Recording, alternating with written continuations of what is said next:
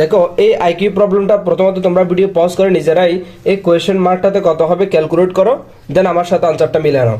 দেখো আমরা যদি এই আইকিউ প্রবলেমের এই যে ত্রিভুজের চার কোণার এই মানগুলো যদি একটু হিসাব করি, দেখো আমরা যদি এই কর্নারের মানটা যদি দেখি 6 আর 1 যোগ করলে হচ্ছে 7 আর 2 যোগ করলে হচ্ছে 9 আর 1 যোগ করলে 10 না, অর্থাৎ আমরা পাচ্ছি হচ্ছে তোমার 6 প্লাস 1 প্লাস 2 ইকুয়ালস টু কত 10। এরপর আমরা যদি আবার এই কর্নার মানগুলো দেখি 2 আর 0 2 আর 5 যোগ করলে 7 আর 3 যোগ করলে 10 না, অর্থাৎ 2 plus 0 plus 3 plus 5 equals to কত 10।